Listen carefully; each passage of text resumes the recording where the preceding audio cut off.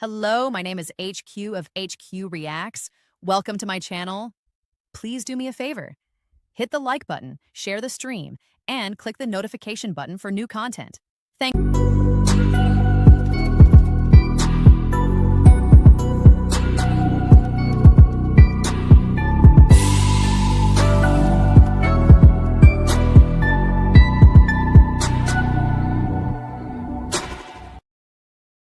Hey everybody, hey. This is HQ in the house. We see the thumbnail, do we? We see the thumbnail. Now, this is what inspired that thumbnail. Trump says Civil Rights Act led to discrimination against white Americans. And I really had to sit down and I had to think about what did that exactly mean? What did that mean? So, it's about the civil rights. So it was all about the civil rights and rights that were given to blacks and minorities. See, a lot of people were like taught the shortcut when it came to the version of history that and they only know that it's the civil rights. They never want to hear about the uncomfortable parts. That's part of our problem today. Nobody wants to hear about the uncomfortable parts. And civil rights started in 1964. It didn't begin in 1964. It began immediately after the Civil War, when the country was forced to confront what freedom actually meant in practice instead of theory, which was in 1866. Congress passed the first Civil Rights Act in 1866. On paper, it declared that formerly enslaved people were citizens and were entitled to the same rights as white folks, but in reality, it offered almost no protection. States were free to ignore it, and many of them did ignore it. Civil rights did not begin in 1960s, okay? It began in 1866. So that pattern repeated itself. All throughout the years, nobody paid attention to civil rights. In 1871, Congress passed another Civil Rights Act aimed specifically at combating racial terror and voter intimidation by groups like the Ku Klux Klan. So the first one was done in 1866. The second one was done in 1871 because of the intimidation that the Ku Klux Klan kept putting forward. This law, though, this 1871 law didn't acknowledge something, or it lacked knowledge of something. It was critical to the violence, the intimidation, and the fear that were being deliberately fostered upon Black Americans for exercising their rights. Yet even then, enforcement was inconsistent, of course, and the federal commitment faded once political pressure came off. So in 1875, another attempt was made to ban racial discrimination in public accommodations. And then the Supreme Court stepped in and stripped it of power. That moment is important, very important, because it shows us something we don't talk about enough. Civil rights laws existed long before they were ever taken seriously. People only know about the 1964. Okay.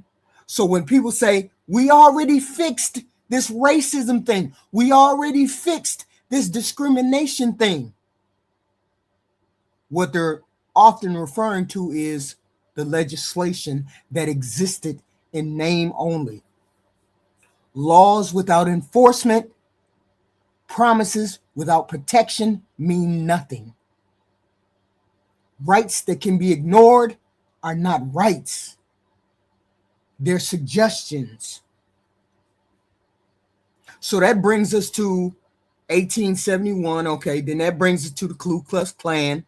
And one of the most persistent myths or lies in American political culture is people constantly saying the KKK was started by the Democrats, or the Democrats started the KKK, as if that single sentence explains everything away. That racism should be okay. Seeing as how it's in the Democratic Party, y'all started it, y'all Democrats started, it should be okay. It doesn't. The KKK emerged during Reconstruction in a South where the Democratic Party was resisting federal intervention and racial equality. These were Democrats in the South who were resisting federal intervention and racial equality. That is historically true, but something there is intellectually dishonest about the people saying the KKK was started by Democrats started the KKK or whatever. Political parties are not stagnant. They're not frozen in time. They are coalitions that change based on who they serve and who they protect. The KKK was never loyal to a party, not to the Democratic Party, not to the Republican Party. It was loyal to white supremacy. It aligned itself whichever political party allowed that white dominance to remain intact. As parties shifted, so did the alliances of the white supremacist groups. Freezing the KKK into the Democratic Party movement allows people to avoid examining how racial power adapts rather than disappears. And that adaptation becomes unmistakable once we reach the 20th century. The Civil Rights Act of 1957 is often mentioned as the start of modern civil rights. But here's the truth. It didn't scare anybody. Getting those civil rights putting that into law did not scare anyone. Specifically, not the KKK, specifically not white supremacy. It focused on voting rights, but lacked enforcement mechanisms strong enough to disrupt the status quo. States could stall letting people vote. Courts could delay letting people get due process. Local officials could obstruct people from going to the voting booth. And white voters largely felt untouched by it. It don't touch me. I don't give a damn about it. That's the logic and the reasoning today. That's why voting patterns did not change. Civil rights that don't change daily life don't provoke backlash. Everything changed in 1964. The Civil Rights Act of 1964 is the act that most people know about. It's the only act that most people know about. They don't know about the other acts that came prior to that. They only know about the 1964 Act. The Civil Rights Act of 1964 did not merely promise equality. It enforced the equality. It reached into workplaces. It reached into housing. It reached into schools. It reached into public accommodations. It told employers and landlords and institutions that excluding minorities, specifically black people, excluding minorities was no longer an option. That is what the Civil Rights Act of 1964 means. And this is where history gets uncomfortable for people. White voters, particularly in the South, but not exclusively in the South, experience this enforcement, not as moral progress, but as intrusion. They thought of it as intrusion. Okay. This is the conversation people were having with that, I think it was that Charlie Kirk. But I will say this one sentence. When you are used to being on top of things, equality looks like oppression. I can't remember the exact phrase, but when you're used to getting things your way, doing it your way, saying it your way, having it your way as a white person, when you have to give those rights to other people, it looked like oppression to those people back then. No, they can't have the same rights as me. Hell no, we can't let them black folk drink out of water fountain. We can't have them Indian people doing what we do. We can't have them Chinese people eating the food we eat, going in the same restaurants we going in. The Civil Rights Act enforced you being equal, enforced us being equal. White people did not want to give us the equality. White people did not want us to be equal in housing, schooling, public accommodations, workplaces, landlords, all of that. White people did not want us to be equal with them. That is why the Civil Rights Act of 1964 was born. This is why it was made. Okay. And when we hear people say the goofy shit that we hear from people like Charlie Kirk and our president, that shit pisses me off. Because you should know that you should know better than what you're saying. You should know better than what you're saying. And you, more than anyone, should have an idea of why this would be important. But you got people like Charlie Kirk saying... And the Civil Rights Act, though, let's be clear, created a beast, and that beast has now turned into an anti-white weapon. This topic would have been even more forbidden 4 or 5 years ago, but it's now becoming in more and more mainstream circles. Is that because the problem is becoming worse, or but our side is more courageous to confront it? Why does Kirk believe passing the Civil Rights Act was a mistake? Now, again, apparently they don't listen to the show because we do that at least once a week, right? Once a week we talk about why the Civil Rights Act was a mistake. The present reality, not the ideal, the reality of the Civil Rights Act and how it's being used is making it harder for us to pursue excellence as a society. Here's a fact. Since the Civil Rights Act passed, I think that it's fair to say any sort of racist sentiments that are in America have gone, at least individually amongst white people, towards black people have gone away. What I'm trying to counter is the reason we talk about race so much is because we have a federal holiday to a guy that talked about race all the time. In the Civil Rights Act, though, let's be clear. So this is the goofy shit that people are pissed off about. You, as the white person, as the oppressor, don't get to say this is not necessary anymore. You don't get to say that. This is one of the points of contention I have with Charlie Kirk. You don't get to say that you all are not still racist, that you all don't still have systemic racism going on. You don't get to say that. But the oppressor, when they have to be equal with the oppressed, now starts to play victim.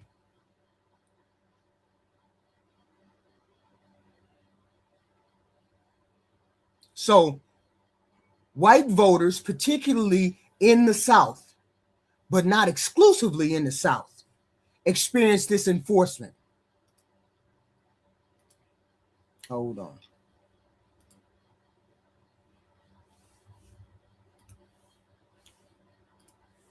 Shit. So they thought of it as a intrusion, not as justice, but a loss. Loss of control, loss of status, loss of unspoken guarantee that the system would always tilt in their favor.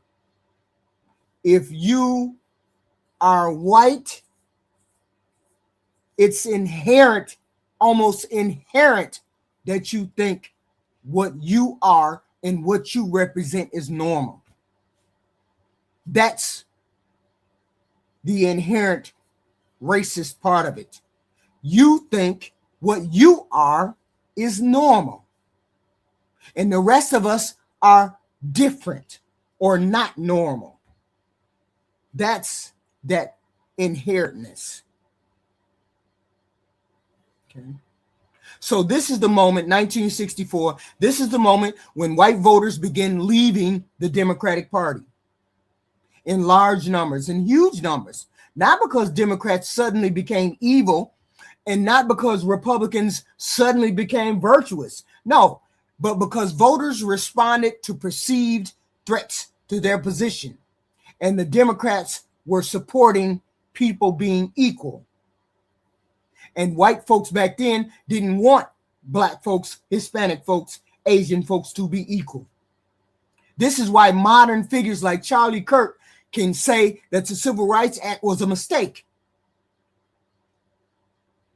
not really taking into the context of why Civil Rights Act was started in the first place. It was started because white people discriminated against whites, discriminated against blacks, Hispanics, Asians, and there needed to be some enforcement because they weren't doing it automatically like they're supposed to be doing it, or that we're supposed to be doing it. Okay. He is not advocating for segregation. He is reacting to enforcement.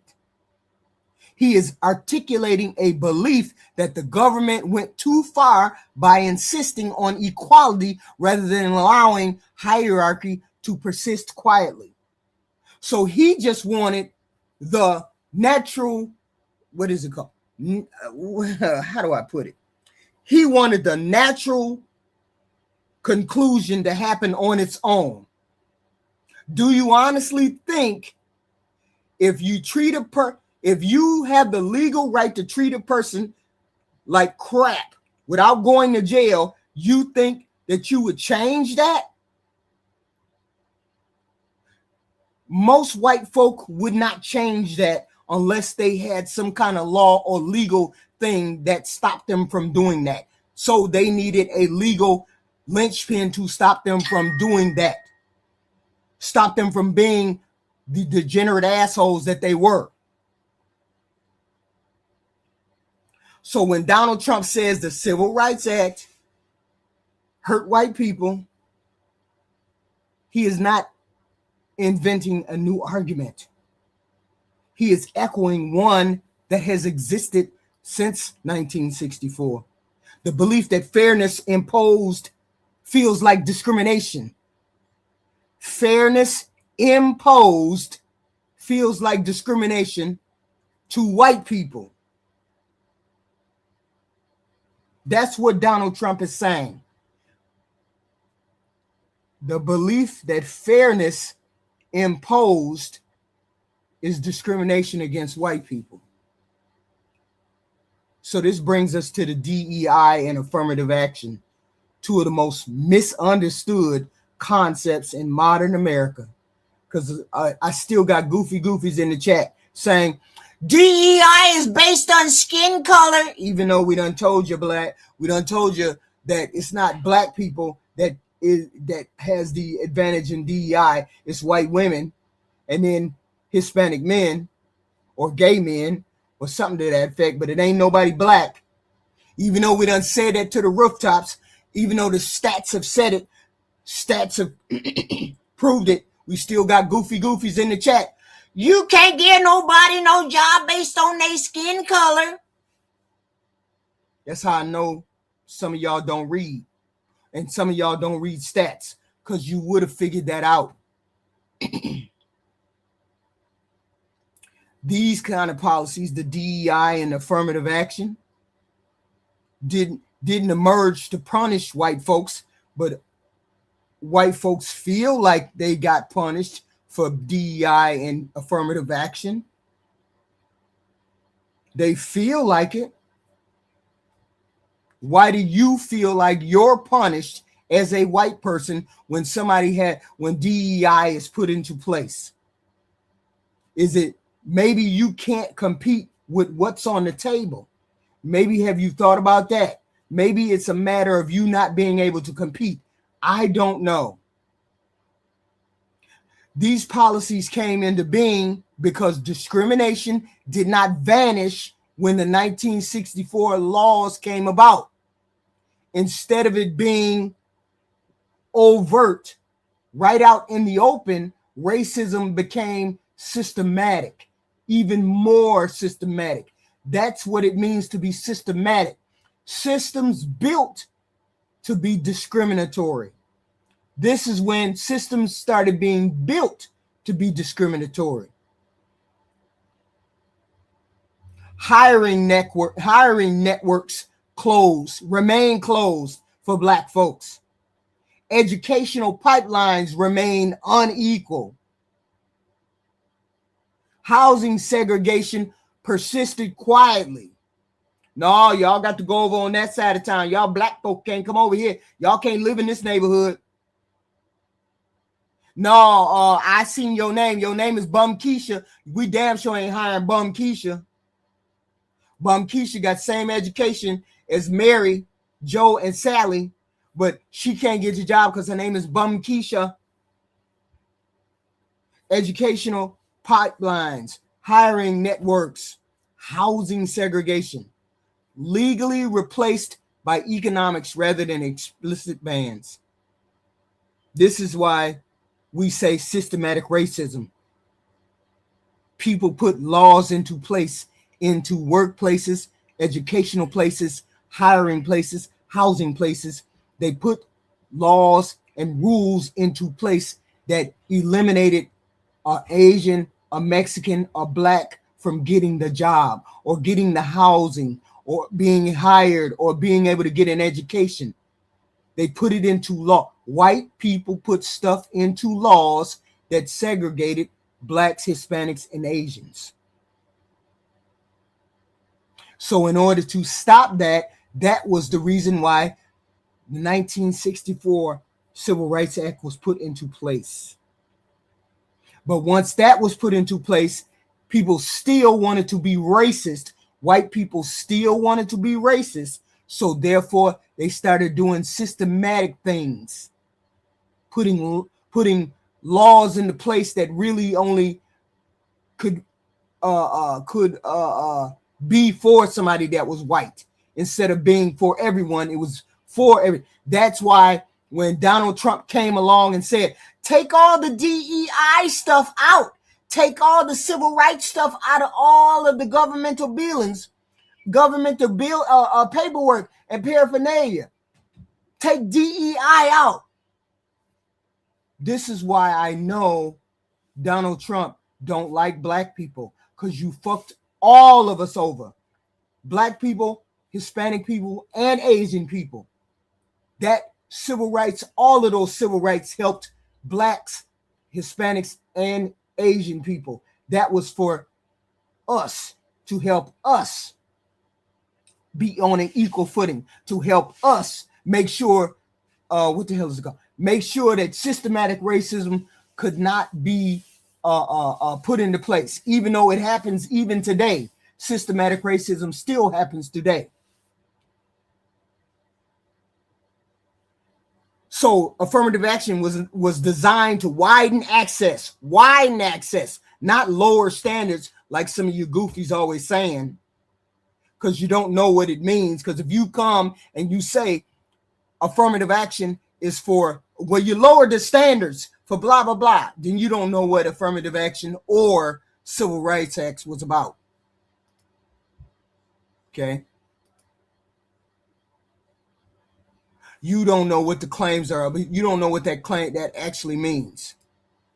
Okay. And so when Donald Trump said what he said, when he actually opened his mouth and said it, I was like, yeah, this is what we mean when we say the president is racist. This is what we mean. And a lot of, no, he ain't racist. He's saying the truth. Nobody who understands the 1964 Civil Rights Act, who understood why it was put into place, would ever open their mouth, fix their mouth, and say Civil Rights Act discriminated against white Americans.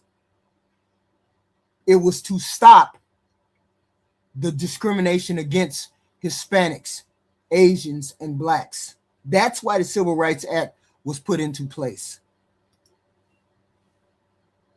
Okay.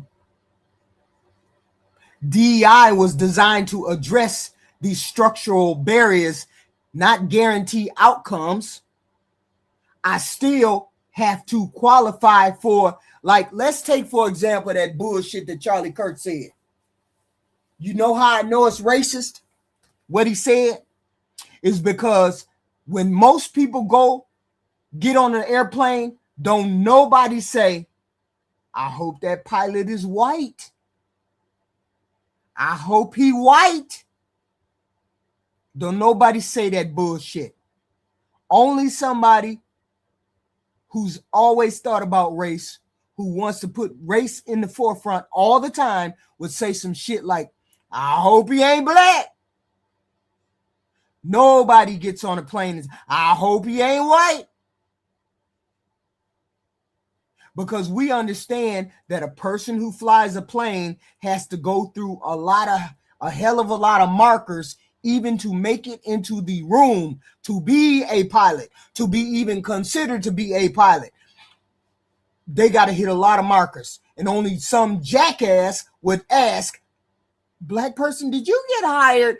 Did you become a pilot because you a DEI candidate? Like, what the fuck would somebody hire a DEI candidate who can't fly? No, he's a DEI candidate. He can't really fly a plane. He can't really fly the plane. He didn't clock all 1,000 of them hours. He didn't clock none of them hours. He didn't do instructor shit. He didn't go in the plane thousands of times. He didn't do none of that.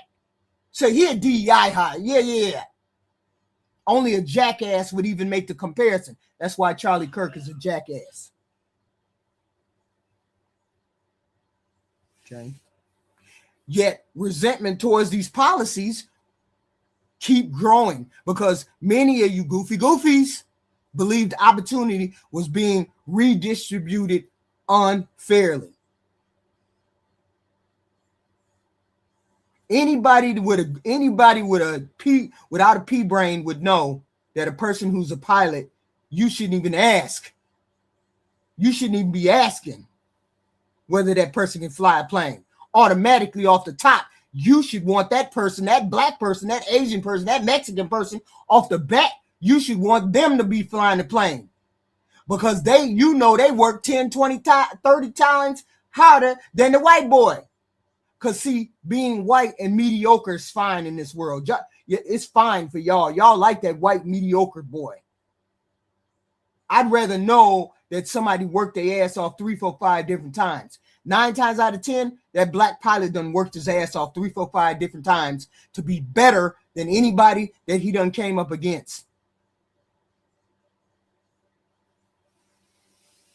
So here's a fact rarely acknowledged. White women were among the largest beneficiaries of affirmative action and diversity initiatives. These programs expanded across broadly, not narrowly, but political rhetoric and bullshit reframed them as zero sum, convincing people that someone else's opportunity must mean they lost. Shit, they gave that black girl that job. Shit, she shouldn't have got that job. She ain't smart enough to get that job. That's where you get the bullshit about Kamala Harris. And she probably runs circle. AOC. AOC got more degrees than anybody in the fucking Congress. She got more degrees than anybody in the fucking Congress. And yet, these Simple Simon motherfuckers call her dumb and slow. Make it make sense. But this political rhetoric reframes it as zero-sum game, convincing people that someone else's opportunity must mean they lost. So Asian Americans were later pulled into this bullshit, this affirmative action stuff, persuaded that Black Americans were receiving undeserved advantages. When affirmative action was repealed, many of those Asian applicants did not benefit. Goofy Asian goofies. Once it was repealed, you Asian people didn't even qualify. Your chances got worse, goofies. The Civil Rights Act and affirmative action, all of those things benefit minorities and women. Women are considered minorities. White women are considered minorities. Goofies. So these Asian people screwed themselves. The problem was never merit. It was gatekeeping at the top. Oh no, we see these Black folk getting up in here. We got to get these Black folk up out of here. Come on, y'all Asian people. Come on, y'all Asian people. We got to get these Black folk up out of here. And then they the ones who got screwed over by the lawsuit that took affirmative action out of schools. This is where the idea of reverse racism jumps into the conversation. Reverse racism is not a legal concept. It's a political one. It reframes the civil rights enforcement as discrimination against white men, ignoring the fact that civil rights laws were designed to stop exclusion.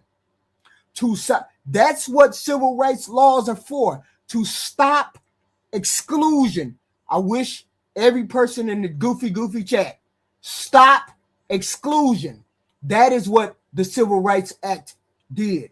It was meant to stop other people from being excluded. It don't exclude white men. White men are already in the goddamn room. So it doesn't exclude them. So this is when the goofy concept reverse discrimination comes along. Civil Rights Act was started to stop excluding Asians, Mexicans, African Americans.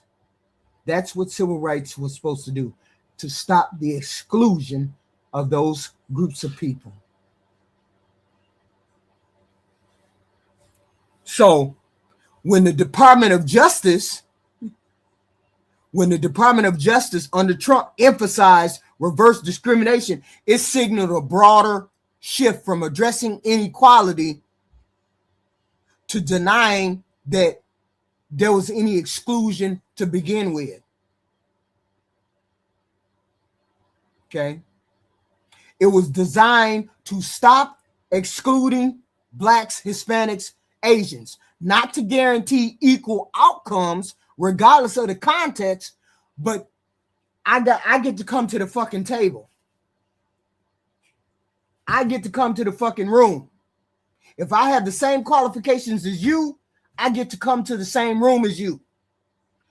Before 1964, before the Civil Rights Act of 1964, I couldn't even come into the room with you, white boy. That's what Civil Rights 1964 stopped. It stopped you from telling me I couldn't come in the room and compete with you. That's what the Civil Rights Act does. So when I hear people say, oh, we should never had the Civil Rights, your goofy ass don't know what the hell Civil Rights Act was for. It's exclusively, that is it. That is all that the Civil Rights Act 1964 did. It stopped the exclusion of you letting me in the room so I can compete with you. As a Black woman, I should be able to walk into a room with any white dude and compete with you. It ain't telling you you got to give me the job. It tells you I got to compete with you to get the job. That's what the 1964 Civil Rights Act is for, to stop you from telling me I can't come into the room. But you got goofy goofies trying to interpret the law. Goofy goofies. You shouldn't have no DEI. It's all based on color. And ain't none of y'all bothered to even read what it means. It means you couldn't stop me from competing with you. It stopped the exclusion of me coming into the room. So this affirmative action, so the Supreme Court's decision to end race-based affirmative action fits into the same pattern. Not an end to civil rights, but a narrowing of the enforcement. A belief that equality has already been achieved. That's what most people think.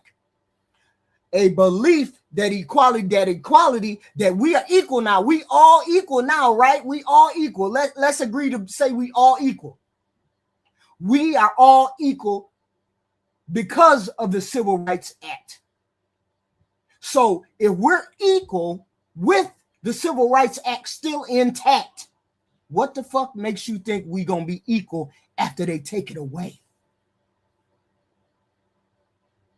How are we going to be equal after they try to take it away? After Donald Trump tries to take it away? How are we going to be equal then? We're not.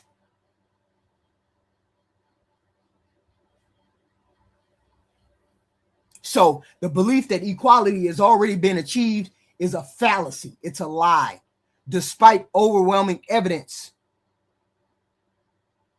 And this is why people now label Barack Obama and Kamala Harris as DEI candidates.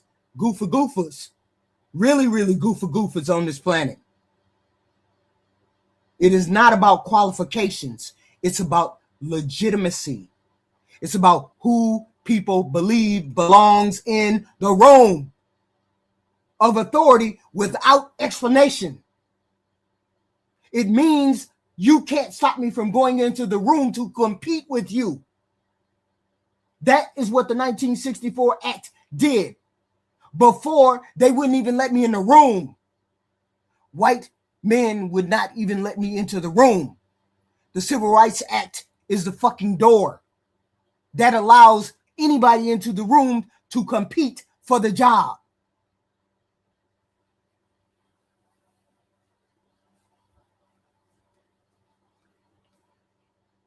So,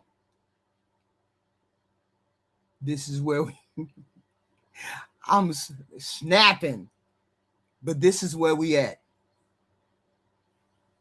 Hold on. Then we get to this part.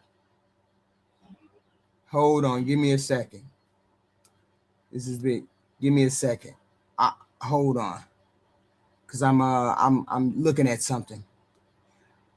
Okay. So this is where everybody is at. Everybody understands what the hell 1964 Voting Rights Act is, because I said it 3, 4, 5 different times. So you should understand what the hell I mean and what the hell I say. The 1964 Act is the door. We didn't have that door, which meant you could tell me I could come in or out. You get to gatekeep. As a white man, you get to gatekeep, tell me I couldn't come in and help and compete with you. The 1964 Act said I could. Okay. This is the key transition that we had in our country. Because once that enforcement of 1964 Act began, the conversation started shifting away from whether equality was morally right and towards whether it was personally threatening. That shift explains almost everything that comes next. Everything that comes next. After 1964, the law said discrimination was no longer allowed. But the law could not instantly undo decades or centuries of exclusion. Networks were still closed to Black people, to Asian people, to Mexican people. Housing patterns were still segregated. Even to this day, housing is still segregated. Because none of y'all look at the fact that only your kids can go to that school.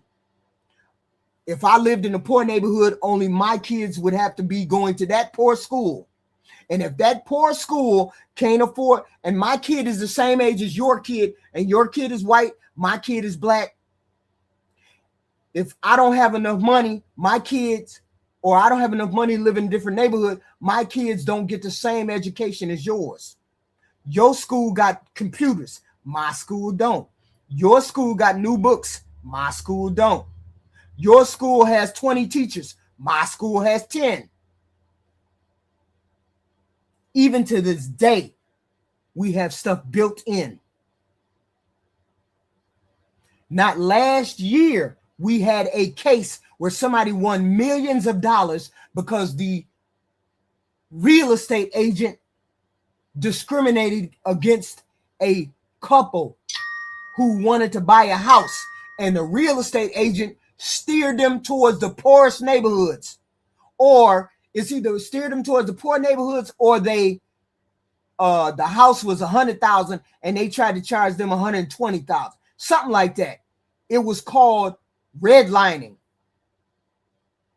Redlining still happens to this day. And that's what's considered systematic racism. You don't do it personally, but it's still there on the books. It's still there in the actions of the people. Okay. Schools are still unequal. Hiring pipelines still favor the same people they always had. You still, as an HR person, some HR people look at Bum Keisha's name and say, oh, hell no, I ain't hiring Bum Keisha. And Bum Keisha can have the same credentials as Sally, Mary, and Mike. And she get put to the side because her name is Bum Keisha.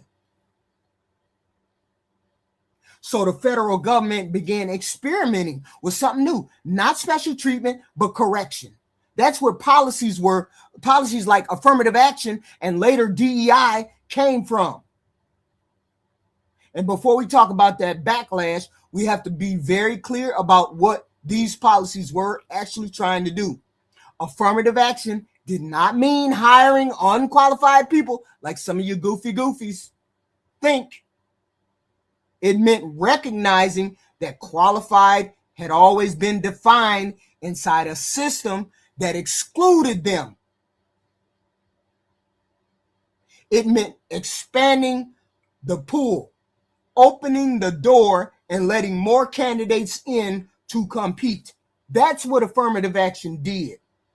Not lowering the bar. Oh man, you must have lowered the goddamn standards. They let HQ in this motherfucker. It meant opening the doors and letting people come in. The ones that had always been locked, they kept them open for other people to come in to compete. DEI, diversity, equity, and inclusion, came along later, largely out of the private sector. An education system that realized something uncomfortable. Even when discrimination was illegal, it still happened. Even if it's illegal, it still happens. Look at the bullshit Donald Trump is doing today. Look at the bullshit Donald Trump is doing today. Oh, you Venezuelan, you Mexican, you Guatemalan, you Ethiopian, you what the fuck Haitian. Y'all got to get the fuck up out of here. We ain't got no what is it called? We ain't got no open invitation for y'all to come up over here. We don't want y'all type over here. We want somebody that's aligned with our values and shit like that. Let's go and get these South African folks up in here. Yeah, they align with what we believe in. That's the kind of shit that happens when you don't want to do illegal shit against DEI or against civil rights or against discrimination, but you do it like it ain't discrimination. Everybody looked at Donald Trump like, what the huh? Where do you people come from? You just said we wasn't taking no immigrant, wasn't taking none of them immigrants in. But you let the white ones in, but you didn't let the black ones in. You wouldn't let the Hispanic ones in. You want to kick them out. But the white ones from South Africa, that's cool. See, that's a form of discrimination, but not what you can look at and say, no, he ain't discriminating. Because a lot of you goofy say, he ain't discriminating. Yes, the fuck it is. Yes, the fuck it is.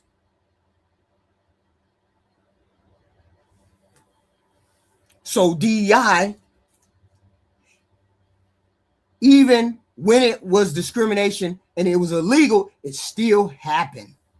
To this day, Donald Trump is the perfect example.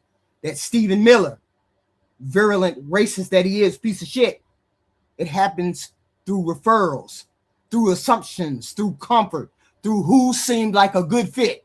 Them South African people seem like a good fit. Yeah, let's get them South African people up over here. DEI was never about guaranteeing outcomes. That's what people don't get. You didn't guarantee jack shit.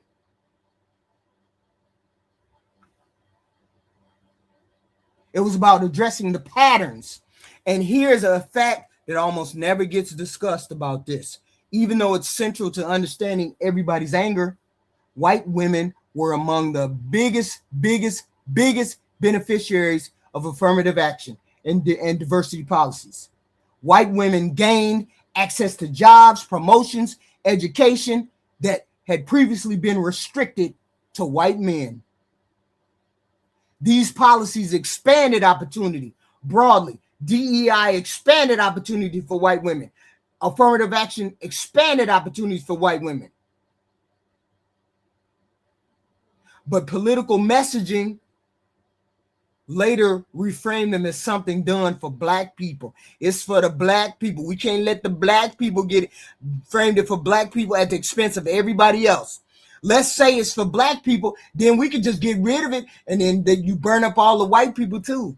You burn up all the white women, the Hispanic men, the gay men. You burn everybody up. And the only person that's left standing is who? The white men. So I don't even understand how we got white women on here advocating for getting rid of DEI and affirmative action. I don't even understand how you got Hispanics, whites, anybody that ain't no white male on here advocating to get rid of DEI and affirmative action. If it ain't somebody advocating for their own doom, own destruction, I don't know what the hell it is. That reframing is where resentment is coming in the door. Once people are convinced that opportunity is zero-sum game, they stop asking who built the system and start asking who they're being forced to compete with. And that is how Asian Americans were pulled into this affirmative action fight. They really did the goofy on their own damn self. And many of those Asian people was told directly and indirectly that affirmative action was the reason they weren't being admitted to these elite schools at higher rates. The implication was that black students were taking something from the Asian people that the Asian people deserve. That narrative spread real quick, even though the data never supported that. So when affirmative action was rolled back, get it up out of them colleges, get it up out of them schools, Asian applicants did not benefit at all. In most cases, their acceptance rates declined because the real gatekeepers were never affirmative action policies like they thought. They were the elite institutions protecting legacy people, legacy admissions, donor preferences, class privileges. That was the real fight that they needed to have. But they figured, oh, let's get these black people up out of here. Then we'll have a shot. And you find out your goofies that it wasn't really them. It was always the white folks that kept you out of there. But once resentment is aimed sideways to the next man, the man that said black man standing next to you, instead of being aimed upward at the rich motherfuckers who keeping you down, it's politically useful. And it's always been politically useful. This is the moment when civil rights enforcement stops being described as fairness and starts being described as discrimination against white men. And that's when a new phase began to dominate the conversation. Reverse racism. Oh no, y'all discriminating against the white man. Y'all discriminating against him. Reverse racism is not a legal term. It has no grounding in civil rights laws at all. But that's what you got. That's what this piece of shit president put in white folks' mind, though. Oh no, the black folk, we got to get rid of that DEI. We got to get rid of that affirmative action, them civil rights. They discriminating against us now. Instead of you looking at yourself and saying, I'm a dumbass piece of rock, and just because that black girl smarter than me, she got in faster than me, don't mean it's some kind of discrimination. I'm just a piece of shit white boy, or a piece of shit white girl, or a piece of shit Asian, or a piece of shit other black person. Instead of looking at the flaws on your side, it's got to be the fact that that black person don't deserve where the hell they at. So let's get rid of the Civil Rights Act. Reverse racism has no grounding in civil rights law at all. It is a rhetorical weapon that politicians use, and goofies pick it up. And I swear to God, when Donald Trump got into office, that's the first thing he was saying. DEI, we got to get rid of that DEI. DEI is the new N-word. Yeah, you right, it's the new N-word. You goofies fell for it. But then again, y'all fall for Donald Trump all the time, so I shouldn't even be surprised. This reverse racism reframes the loss of automatic advantage as act of harm against white folks. It treats equality as if it's punishment. But then equality to a lot of white folks means oppression. If I give you equal rights, if I think of you as just as equal as I am, then I'm being oppressed. That's what some of y'all think. That's what some people think. And the idea doesn't spread all on its own. It's spread when political figures give it oxygen, just like this piece of shit president that we got. Okay? Just like this piece of shit president that we got. Okay? So this is where we at. This is where we at. Okay? So when you hear Donald Trump say, I think white people got hurt. Okay. I think white people got hurt. Hold on, let me type this. Smooth this.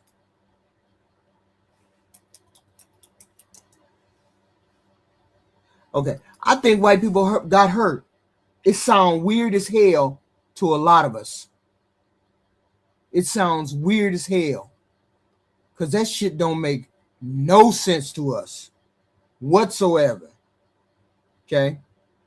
What Donald Trump is doing is he's translating decades and decades of resentment into simple, logical language that goofies understand. He's not introducing a new idea. He's legitimizing that old one. Donald Trump did not invent the belief that civil rights went too far. He amplified it. He just got it on blast. He took something that had been whispered in policy circles and grievance politics. Y'all notice that he's very good at the grievance politics, right? It's always the Democrats' fault. It's never a Republican fault. It's never the Republican who did something wrong. It's never the fact that the Republican is too stupid to get ahead. It's never the fact that he was too stupider than Barack Obama. It's never that. It's always, I am the white male, so I got to be better. I must be better. The world said I'm better. I must be better. If you had, That's right, Roxas. That's right. If you had any critical thinking skills or any kind of analytical skills, you would have seen Donald Trump coming. I saw him coming a mile away. A mile away. That race baiting shit, a mile away. Okay. He took those grievance politics and he said them out loud. And when he did, millions of people recognized the feeling immediately because it spoke to their anxiety. It spoke to their fears. It's anxiety about competing with black folks, anxiety about losing cultural dominance. Shit, they equal to us. We ain't dominant no more. We went from 10% white people down to 2% white people. Shit, we need to stop these Negroes. We need to stop these folk. These folk getting up beside themselves. Anxiety about a system that no longer promised that you would be on top. This is why reverse racism resonates. Even though it collapses under scrutiny, it allows people to see themselves as victims. Damn, you motherfuckers are victims. Without ever acknowledging the system that advantaged them in the first place. That's what I don't like. I can't stand because when people think they deserve something and yet they never, ever, ever look at the system and say, yeah, I did have advantage over it. I did have an advantage. White people did have an advantage. All these years, white people had an advantage. And when the Civil Rights Act 1964 came along, that advantage had to be right along with everybody else's advantages. Now you got goofy goofies. You got goofy goofies out there talking about, let's get rid of Civil Rights Act 64. But we equal with the Civil Rights Act. What the hell do you think? What the hell do you think we're going to be after they try to repeal it? We ain't going to be equal no more. Okay. It allows a lot of white people to look at themselves as victims without ever acknowledging that the system was to your advantage. The system was to your advantage as a white person. You don't think of that history has let you have the advantage all this time. But now that we all have the advantage, now that we're all on the same playing level, now you're mad. It removes history from the equation entirely. This framing also found its way into the Department of Justice under Trump. The DOJ began emphasizing discrimination against white men as a central concern. I want you to call in and I want you to say if you've been discriminated against as a white man. Say what? Say what? The DOJ began emphasizing discrimination against white men as a central concern, treating civil rights enforcement as if it had overshot its purpose. The shift signaled something very important. The federal government was no longer prioritizing correction. It was prioritizing white comfort. No, we got to make these white folk feel good. They feel bad because they getting discriminated against. They feel bad because they got to be reminded that they were the oppressors. We got to correct that. We can't be letting white folks feel bad, specifically the black men. We can't let them feel bad.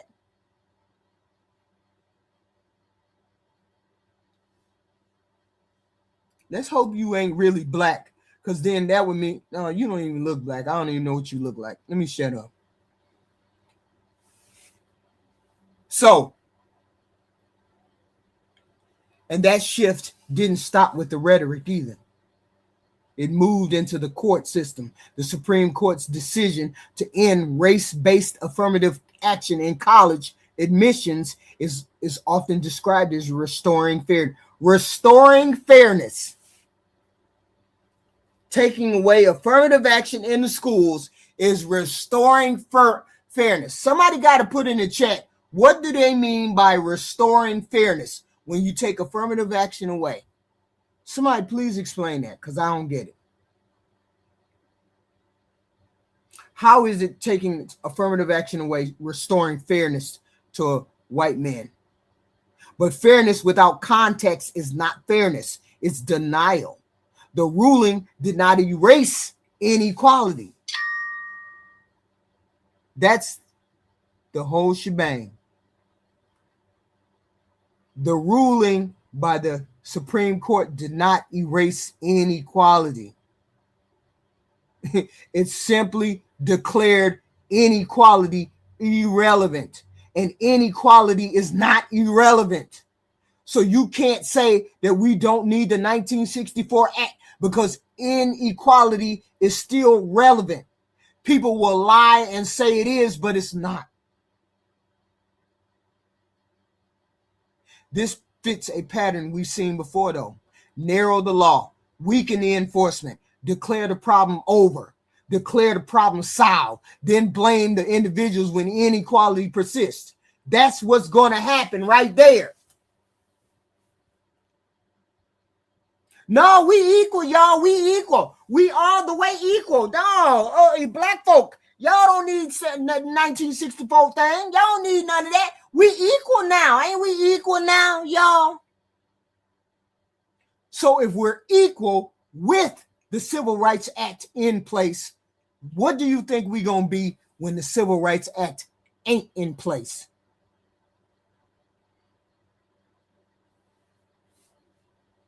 What's happening now is not the end of the civil rights. It's not. Okay. It's a familiar phase in the long history of the United States. The phase where society convinces itself.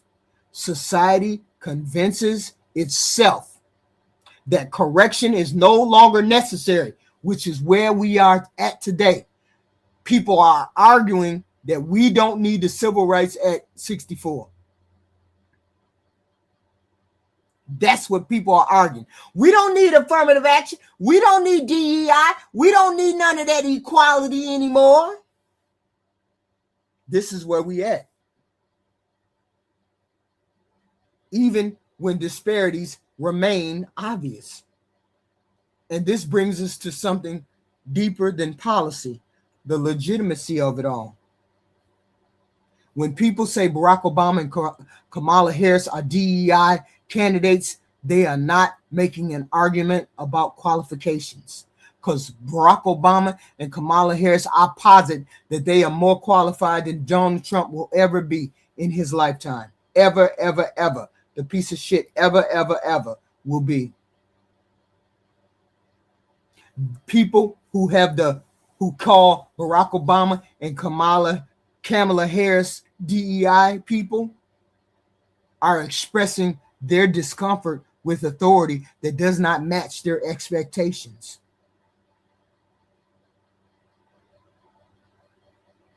They saying you do not belong here without explanation. 1964 Civil Rights Act says I don't need to explain why I'm here. That's the point. The Great 111 and all the slaves, I'm going to block you if you keep saying dumb shit. We're going to block you. Or I'm assuming you one of them dirty ass white boys. That accusation only exists because civil rights enforcement changed who could access power. Without enforcement, there would be no need to explain why certain people are in the room. This is the thorough line from 1866 to today. When equality moves from principle to practice, backlash follows. Not because equality is wrong, but because it disrupts the comfort of hierarchy. Okay. Hold on, let me show you something. Say, uno momento, por favor. Uno momento, por favor. Hold on. I swear to God, here we go. Listen to this first goofy. Listen to the first goofy. If you hear yourself into this, if you hear yourself in these people, then you might be racist. This country, I'd fix it in 25 minutes. Step 1 is repeal the 19th. Women should not be allowed to vote. Step 2 is criminalize abortion. You shouldn't be killing innocent human beings. A third of my generation was murdered. Step 3 is repeal the Civil Rights Act. You should be allowed to freely associate. I can be racist with my own property, my own businesses. It wasn't until 25 fucking minutes ago that the federal government had the balls to tell you you can't. We don't serve your kind here, LMAO. Criminalize the production of pornography, reinstitute the national origins quota system so that our immigrants are white Christians mostly, and put about 45 million people on a boat and send them back to wherever the fuck they came from because they can't assimilate here. Implement a stay-at-home mom and child tax credit so people actually have children. Deregulate healthcare and education. The reason that they're incredibly bloated, inefficient industries is because the government keeps fucking with them. Recognize Christianity as like broadly the national religion. Phase out Social Security. You should be responsible for taking care of your grandma, not the federal government. And bring back the death penalty. And ban usury, too.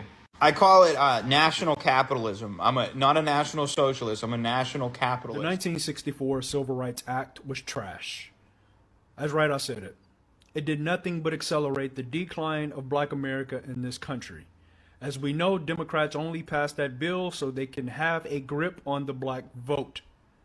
As we know, Lyndon B. Johnson said he would have those N-words voting for Democrats for the next 200 years, and here we are 65 years later still voting for Democrats. I guess they have us under political slavery for the next 135 years, and I guess we'll figure it out in the next lifetime. But I want to show you guys the period before this. During the 1940s and 1960s, it was actually called the Golden Age for the middle class Black Americans. The Golden Age because we were actually doing very well in this country. So when they always ask, when has America been great for black people? That was the time. During that time, we know black people were some of the most married in this country. We were married at about an 85% rate. We were bringing our children into the world into two-parent households at about 82 to 83%. Black men were in the workforce at about 83%. All right? We doubled our home ownership. Without government, we lowered our poverty rate from 87 to lower than 47%. We lowered our literacy rates to lower than 4%. We started expanding our HBCUs and building more institutions such as black-owned banks. We started churning out more black professionals such as doctors, lawyers, engineers, teachers. All right? With earnings, more black men started entering manufacturing and construction by joining the unions. They started getting paid really good money.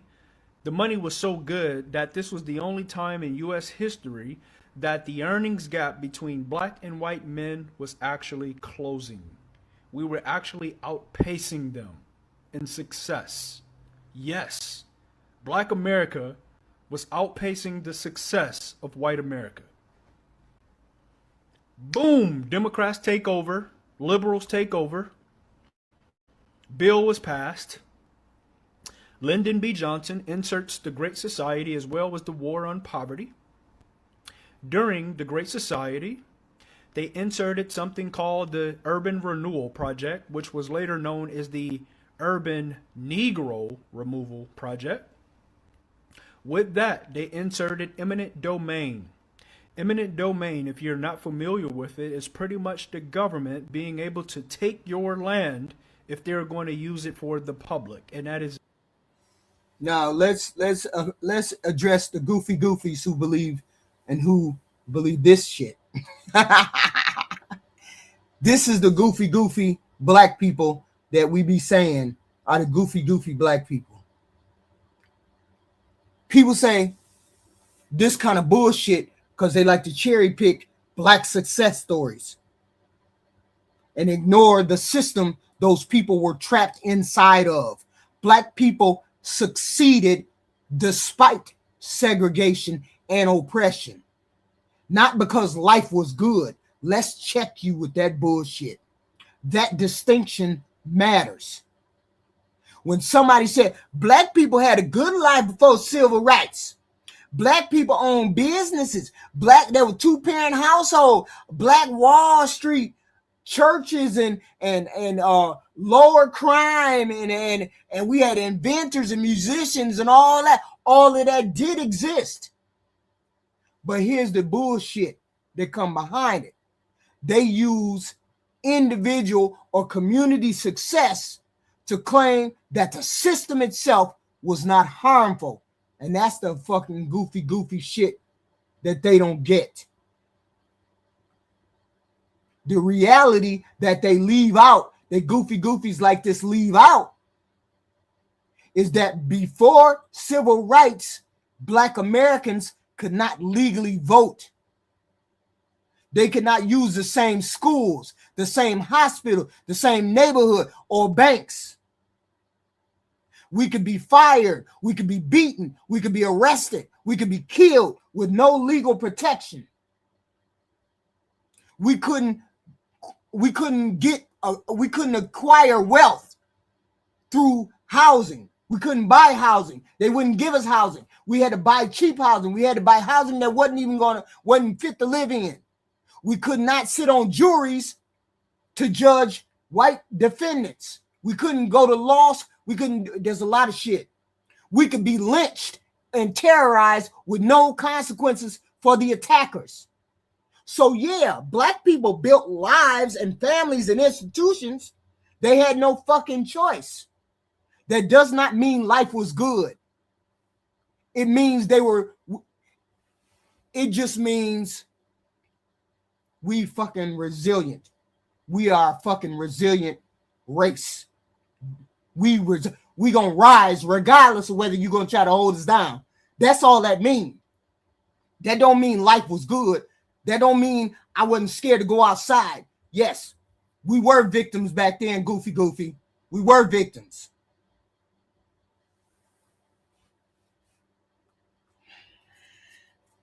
Just goofy. Exactly what they did. Also, during that urban renewal project, they wanted to get rid of the slums and the eyesores of the country. And of course, they said that this was the black areas. But those black areas were not eyesores at all. They were actually very thriving communities. But then they bulldozed it down. And the areas that they couldn't bulldoze, they just built freeways and interstates right over them. Also at that time, we can't remember that the Vietnam conflict was going on, and though black men made up about... I say whatever fucking word I want to say. I'll say whatever fucking word I want to say. Just know that you don't get to run shit over here. So sit your ass down or get out of my chat. That's what you do. You can do that. 7% of the population, well, they made up about 25% of the frontline soldiers in the war. Not only that, but the high-risk soldiers, such as the airborne troops, black men made up about 45% of them. My uncles were a part of that, as well as my father. While these men were going away to Vietnam. And that's the whole point. You don't get the whole point. You don't get individual excellence despite what the fuck they went through. That's the goofy shit. I wanted to play that part. Trying to say that, oh, DEI was never about targeting people of different races to make it diverse, or targeting people of different genders to make it diverse, then okay, what is your definition of diverse? It's clearly not skill-based, because when you all talk about diverse, you're picking out different races in a room. You're like, this person is that, this person is that. and then you got all these different identities and whatnot. I'm sorry, is the Democrat Party not merit-based? I'm just trying to get an idea of what's going on here. And part of your definition of being diverse is purely on race, and then you're going to go and say DEI isn't just hiring people based on race. That part really confuses me. Okay. Diversity, equity, inclusion. That sounds nice and responsible. No wonder all big companies now require employees to get training in it. Because we understand that racial and systemic bias have many causes, sources, and ways of showing up within each of us. Even if that's true, do you know what American companies now do to address it? Some make ritual apologies for America's past. We want to acknowledge that the land where the Microsoft campus is situated was traditionally occupied by the Sammamish. By proclaiming guilt, companies try to signal that now they're virtuous. The Snohomish, the Tulalip. It's nice to apologize. Yes, but what is it really doing? Eric Smith was a diversity officer at Drew University. Now he teaches at York College. Why'd you stop being a diversity officer? I just thought it was a useless thing. There's a better way to go about doing this. Diversity and inclusion. Useless or not, companies continue to pay big money for training. There's a whole industry now designed to cater to companies looking for a quick way to check that box. In the U.S. in 2020, DEI was a $3.4 billion industry. Every big company. They feel like they have to. They have to say something. They have to signal to the world that they're doing something. Is it effective? No. In fact, it seems to be doing worse. It seems to be making people less likely to interact with people who are unlike them. You know, because it's like a minefield now. Less likely to interact. After a training where you hear things about microaggressions, if you ask somebody what they do for a living, somehow that's racist, right? If you learn that, then why would you take a chance? I better not talk to Eric because I might say something wrong. Precisely. So now inclusion means I'm going to silence myself and not talk to the black people. All white people are racist. Some trainings are just divisive and dumb. I believe that white people are born into not being human. This is extreme, I take it. It is extreme, but it's becoming more of the norm. These slides were shown at a Coca-Cola diversity training. The thesis of this training was try to be less white. They're talking about arrogance and things like that. That is by no means a white thing. The point is to demonize the other side as much as possible. And absurdly, diversity trainings don't. Yeah, but the whole point is there's a lot of people who don't know about diversity training. There's a lot of people who don't understand diversity training, and that's the point. You need to get people who understand diversity training, not people who are just talking, or just people who want to fill some time. People don't understand diversity training, and that's part of the problem. Hold on. Let me show you this. Let me show you this video. Uno momento. Give me a second there. Okay. Remove. I don't mean to remove. I just meant to take down. Sorry. White Americans have voted majority Republican in every presidential election since 1968. And that's fascinating to me. What happens in the 1960s? We get a wave of progressive civil rights legislation. We get the Civil Rights Act of 1964, the Voting Rights Act of 1965, the Fair Housing Act of 1968. And right then and there is when white Americans start a half century of consistently voting for Republican candidates in the presidential elections. Coincidence? Me thinks not. And you could argue that their mission since 1968 has been accomplished. They have done everything in their power to undo the civil rights legislation that we got in the 1960s. If I went back in time right now, plucked somebody out of 1967 and brought them to 2026 America and just gave them a visual outlook of what we're going through right now, what we're experiencing with the second Trump administration, they would say, what the hell happened? It's been 50 years. You think it'd be just white men leading that charge since 1968, but no, white women have been in lockstep right behind them. In 2016, 53% of white women voted for Trump. In 2020, 53% of white women voted for Trump. And in 2024, 51% of white women voted for Trump. And again, I say, since 1968, white Americans have voted majority Republican. I want to ask you, why is that? White Americans have voted majority Republican in every presidential Every presidential thing, they have voted for Donald Trump. I mean, voted for Republican. What the hell is going on? Hold on. Let me finish this. Country I'd fix. Hold on.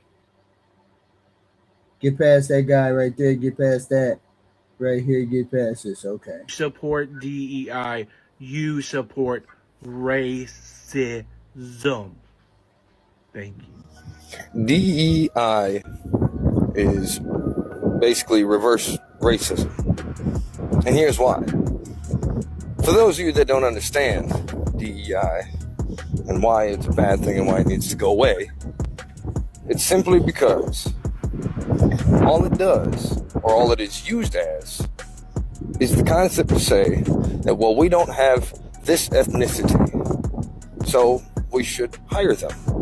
Or they don't have this gender, or they don't have whatever the case is. But here's the reverse racism.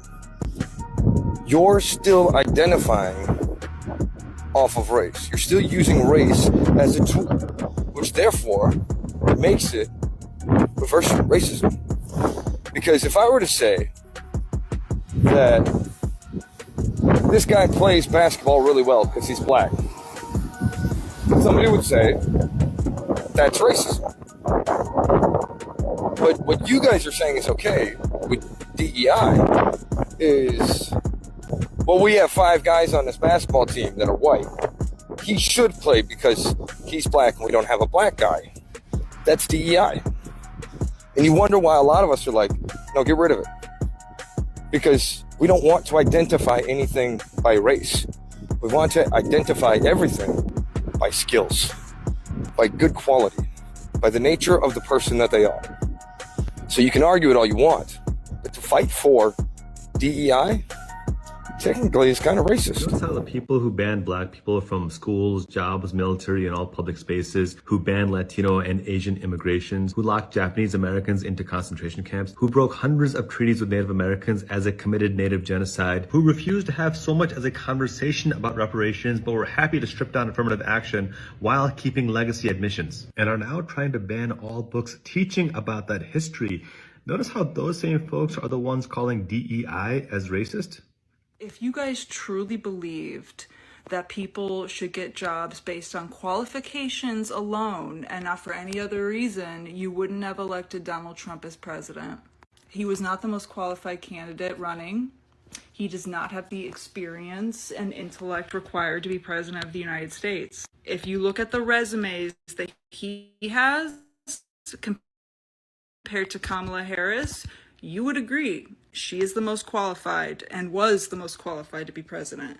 But that's not why you hate DEI. You believe that you're being pushed aside in favor of somebody who is either a woman, disabled, black, or a different race. But based on your vote, you don't care about qualifications. You only care about white people being pushed ahead. White people in America act like their history got a reboot in Y2K in the year 2000, and that the things that they have done historically and are part of American history haven't been documented. Donald Trump said that he feels like the Civil Rights Act made white people get a disadvantage in life and that it's not fair. What? Bro, what are you talking about, man? This point of view inherently is erasing, diminishing, and dismissing all the things that America has done to black people leading up to the Civil Rights Movement and the necessity for the Civil Rights Act. Another wider point about who the United States should let in. What is your view of that? I mean, America wasn't founded by grabbing a bunch of dudes from other countries, bringing them here, giving them free apartments and welfare. It was by people who wanted to escape religious persecution. About the founding of America, it was founded by European colonizers, built on the backs of enslaved Africans and on the genocide of indigenous people.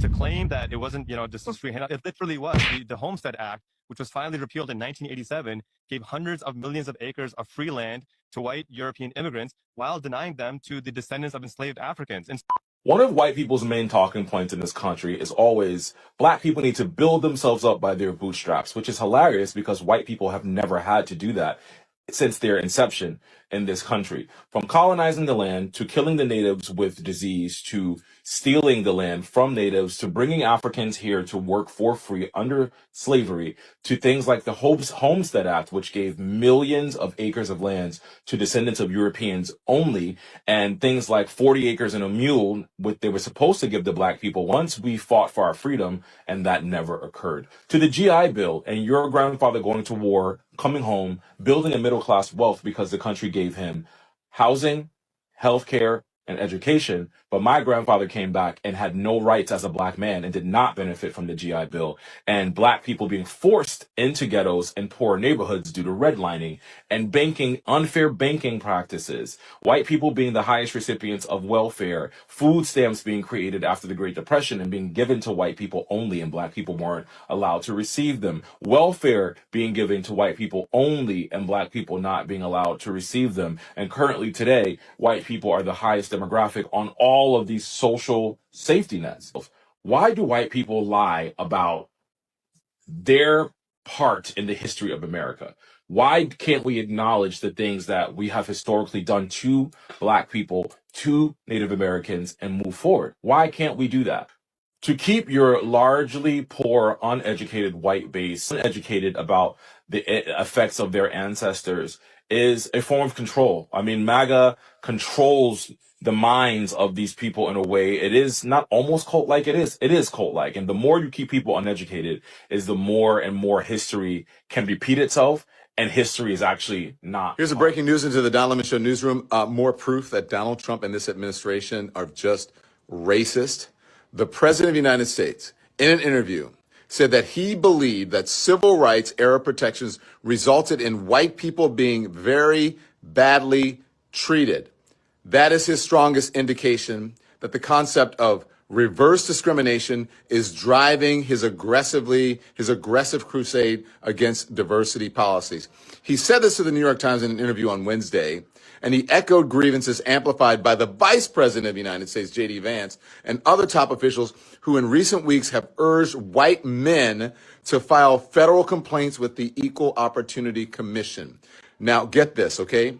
When asked whether protections that began in the 1960s, spurred by the passage of the Civil Rights Act, had resulted in discrimination against white men, Mr. Trump said he believed a lot of people, this is a quote from him, a lot of people were very badly treated. Another quote, white people were very badly treated, where they did extremely well and they were not invited to go into university to college, he said, an apparent reference to affirmative action in college admissions. So I would say, his quote again, in that way, I think it was unfair in certain cases.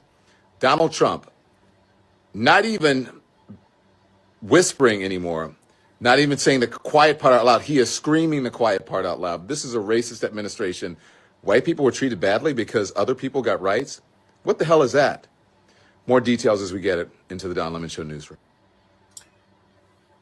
So we look at it. Let me take this down. Hold on. So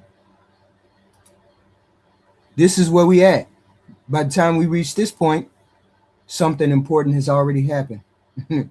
Civil rights have moved from laws to enforcement to backlash and political language, right? What once required court rulings and legislation now spread throughout the media, culture, and everyday society.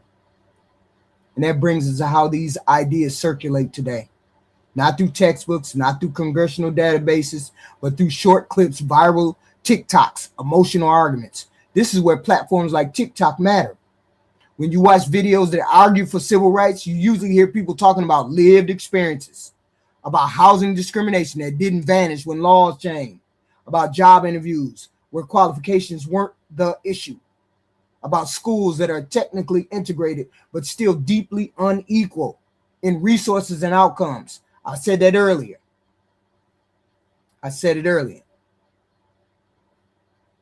So when you watch videos against civil rights enforcement, the tone is different. You hear fear, you hear frustration, you hear people saying they did everything right and still feel like something was taken away from them. Both sides feel real to the people speaking, but they are not speaking from the same historical perspective. One side is reacting to exclusion that never fully ended. The other is reacting to advantage that was never acknowledged. Social media collapses that difference. It treats every opinion as equal in weight, even when history is not equal in context. And when that happens, resentment spreads faster than understanding, which is where we are today. This is why modern accusations like DEI candidate have become so powerful. Garbage. Just garbage. When people say Barack Obama is a DEI president and Kamala Harris is a DEI vice president, they're not making a policy argument. They just calling them names. They're saying the competence must now be explained. Notice how this accusation is never applied evenly, okay? No one asked whether legacy admissions are DEI for the wealthy. Nobody asked whether Donald Trump is qualified. Nobody said jack shit about the white boys who got jobs up in the White House or get this job or get that job. Why is it that you never question how they got the job? Not all them motherfuckers smart. Not all you white folks smart. Some of y'all have semis too. Okay. Nobody questions whether political dynasties earn a place. People like Donald Trump. The scrutiny only appears when authorities shift outside the traditional image of power. When people think, oh, that's a black person, she shouldn't be up there. That tells us something important. The backlash is not about fairness, it's about familiarity. When systems quietly favored certain people, no one demanded justification. When those systems were challenged, like now, legitimacy suddenly became a concern. Yeah. This is also why so many people insist we should stop talking about race. You need to stop talking about race, HQ. You need to stop talking about stop, bitch, and go get a real job, bitch. Forget you, libertard, bitch. That's what we got in the chat. That's what we got Goofy saying in the chat. That phrase sounds neutral, even reasonable. But historically, silence has always favored the status quo. You cannot stop talking about race in a society where race still predicts housing access, school quality, generational wealth, health, outcomes, interactions with the justice system. You can never forget about race. Silence doesn't create equality. It protects that imbalance. And only somebody that's white would never understand what I'm saying. Unless you actually tune in, unless you actually lock into life. A lot of y'all ain't locked into life. What civil rights enforcement did, what the Civil Rights Act in 1964 did and continues to do is force visibility. It makes inequality harder to deny. And denial has always been more comfortable than repair. I see it in the chat right now. It sounds like you're racist. You see the goofy shit, y'all? Y'all see the goofy shit? I'm talking about race and inequality and X, Y, and Z, but it's an attack on them. It ain't talking about race. I'm attacking them. She's attacking us. She's racist. She's talking about race. This is where we run into the goofy, immature people. Okay? This is where we find it. This is where we run into goofy, immature people because we can't have conversations with y'all. Yes. This brings us back to something we touched on earlier, but need to sit with more concretely. White voters did not shift politically because they suddenly became hateful. Many of those white folks shifted because they felt unmoored. They felt untethered to the Democratic Party because the rules they assumed were permanent were suddenly open to challenging because they allowed black people in. Okay. But feeling disorientated is not the same as being harmed. Equality does not remove opportunity. It removes guarantees. That distinction matters because it explains why so many people can sincerely believe they are being discriminated against. White boys believe they're being discriminated against right now. Right now. That's the goofy shit going on right now. Even when the data doesn't support the bullshit. That's how I know you emotional. That's how I know y'all men can be very emotional. When you grow up expecting the system to cushion you, to care for you, to coddle you, to comfort you, neutrality looks like hostility. This is the psychological core of what people call reverse racism. We got goofies in the chat talking about reverse racism right now. Make the shit make sense. It is not about being targeted. It's about no longer being the center of the world, white boy. That's what it means. And once that feeling takes hold of you, it becomes politically powerful. It can be mobilized. It can be simplified. It can be turned into slogans and sound bites like that goofy piece of shit president has done. Now you got people talking about Trump gonna reverse that racism y'all got going on. That goofy shit.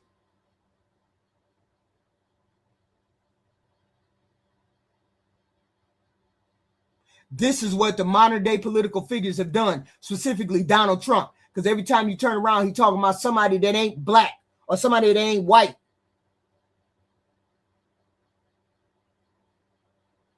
Oh, we got to get rid of them Somalians. We got to get rid of them. We got to get rid of the people who poisoning the blood of America. We got rapists, mental patients, all that coming into the country, knowing full fucking well he a liar. Been a liar, gonna be a liar, stay a liar.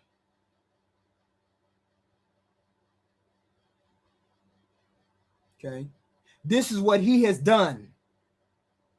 Not created resentment, but validated the resentment. He didn't create it. He just said some shit y'all was thinking out loud with your goofy ass. Why everybody getting ahead of me? I'm the white boy. I should be doing the better than all of y'all. What you doing driving that BMW? And I'm a white boy and I got all the privilege in the world. And how you doing better than me? Donald Trump didn't create this resentment. He just validated that goofy shit y'all got going on in your head. He gave it language. He gave it permission.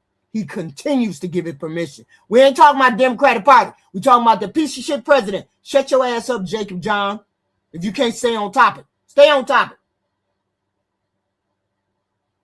And here's the part that really gets said out loud. Civil rights were always going to produce this reaction. Yes, I'm a sad and lonely and fucked up person. Yes, I am. Yes, I am. So watch your damn mouth.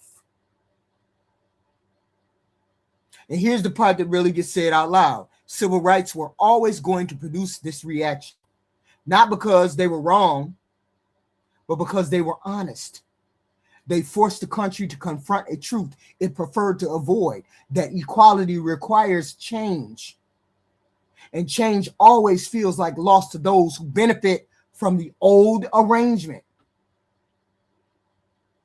So when people ask, why are we still fighting about this racism thing? The answer is not confusion. The answer is memory. Civil rights touched identity. They touched belonging. They touched who felt entitled to the future. And identity doesn't reset when laws pass. So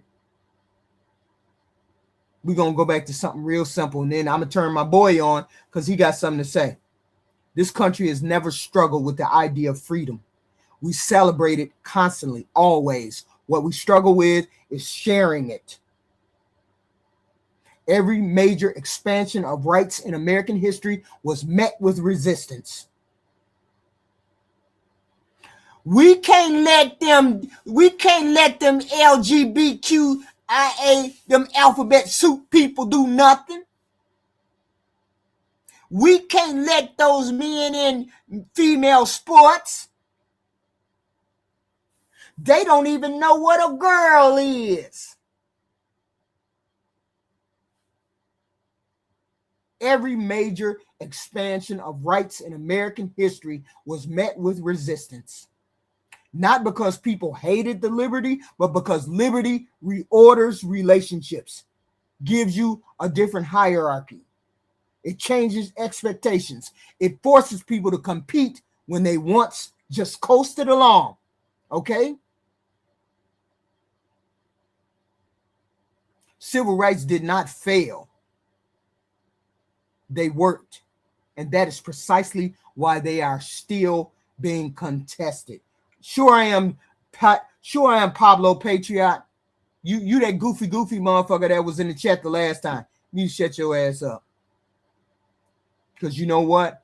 I'm good. I cook a nigga. I'll cook a motherfucker right here. Don't play with me. Civil rights worked because they exposed inequality instead of hiding it.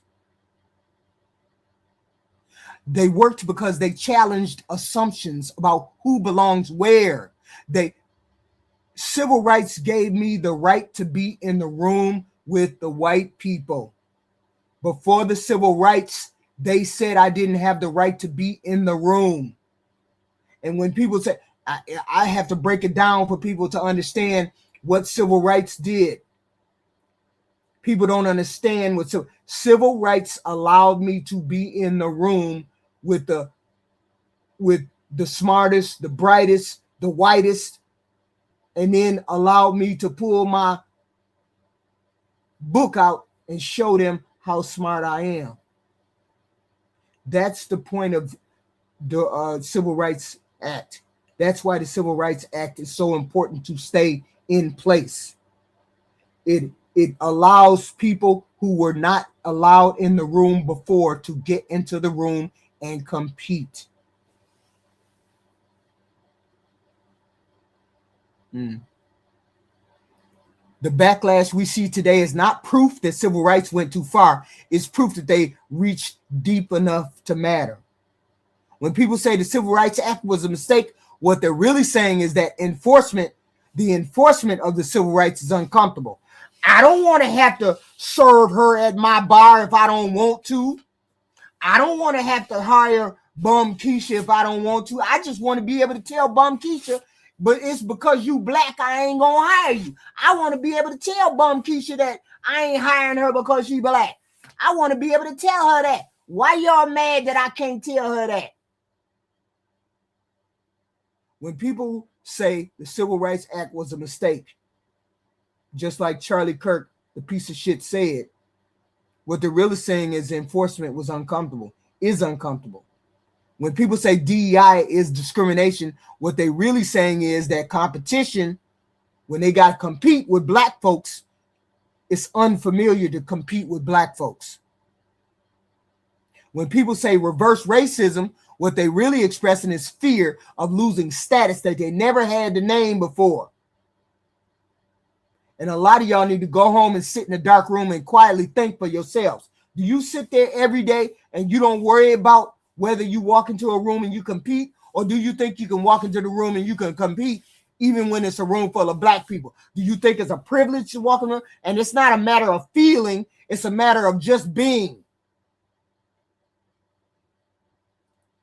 Y'all supposed to be hitting that like button, share and subscribe button. I be bringing the fire, the content to y'all's ass. And when people insist we stop talking about race and things like this altogether, what they're often asking for is relief from the discomfort of thinking about race, not just justice. History shows something very clear. Inequality survives best in silence. Progress survives only through pressure. Civil rights were never meant to make everybody comfortable. They were meant to make the system fair. Comfort and fairness are not the same fucking thing. If there is one idea I want you to leave with tonight is this: equality is not an attack on you. It is an adjustment.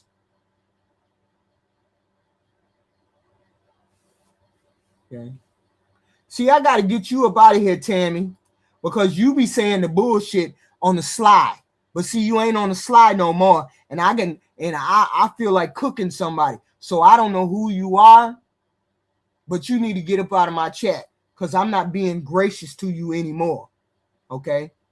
Because you on the dumb shit. You one of those people that be on the dumb shit. that don't take the content and think about the content. You think about who's talking instead of thinking about the fucking content. You need to be you a fucking, don't get me started. I'm in one of those fucking moods. You better pipe down, sis, bruh, whatever you are. An adjustment feels hardest to those who never had to adjust before. Okay? So white folks ain't never had to adjust. Now they mad that they have to adjust. That is why this conversation keeps returning. That's why people keep talking about it. I'm glad. You need to hate somebody. You need to grow up and hate somebody. I hate you too. Goofy Xavier McLeod. I hate you too. Goofy Xavier McLeod. Just dumb. You see the shit I have in my chat? You expect me to be cordial to you and you say dumb shit like that? Don't make no sense. Just because I'm talking about race doesn't mean I'm being racist. Y'all need to grow up. For real. This is why this conversation continues to return. That is why it keeps changing language but never disappearing. That is why each generation believes it's facing something brand new when it ain't. When in reality, it's the same situation, but it's left unfinished. Civil rights are not behind us. The Civil Rights Act should still stay in place. They are not ahead of us. They are with us. Every time we decide whether we value comfort over fairness, silence over honesty, and nostalgia over reality, this is not about blame. This is about understanding. Because until we understand why this has always been hard, we will keep mistaking resistance for confusion and resentment for principle. And we cannot move forward in this country until we stop pretending that race and talking about race was easy. Okay? This is my boy. All right, guys. So I have to try to convey to you just how cooked we are as a nation. And I don't think I have the ability. I don't think words can do justice. I told you, I don't care. Do you hear that? I don't care. You don't care that I don't like you. So why do you keep saying that? Goofy. Why do you keep saying that? Just how cooked, barbecued, fried, filleted, whatever, broiled, boiled, whatever. There's in so many different ways we're cooked that I can't even wrap my mind around it. Never mind, come up with a way to persuade you of just how bad it is. Okay? So, Trump has completely and utterly lost his mind. He's always been crazy, but the degree of crazy that we're working with now is far surpassing anything he's done in the past.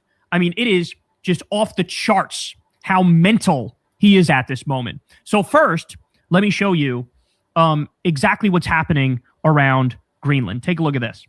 Trump sent a message to Norway's prime minister saying he no longer feels an obligation to think purely of peace because he didn't win the Nobel Peace Prize. Trump said it's time NATO does something for the U.S. and gives up full control of Greenland, according to PBS. So he sends a letter to the prime minister of Norway saying, well, since I didn't get the Nobel Peace Prize, maybe I'm not going to be so peaceful. And I think now you guys all have to give up. If you gave me the Nobel Peace Prize, maybe I wouldn't have forced you to give up Greenland. But now I'm going to force you to give it up because you snubbed me and didn't give me the Peace Prize. Oh my God, bro. Now, by the way, Norway doesn't give out the Peace Prize. Did that stop him from doing this? No. Also, Maria Corina Machado, who was given the Nobel Peace Prize, literally not only dedicated it to Trump, but just physically gave it to him the other day, which he accepted. Even though the Nobel Committee said you can't just hand it to somebody else. She didn't care. And he was like, I'll take it. So he does kind of have the Peace Prize physically on him, with him. Okay? But think about like the irony here. is going to like rip a hole in the space-time continuum.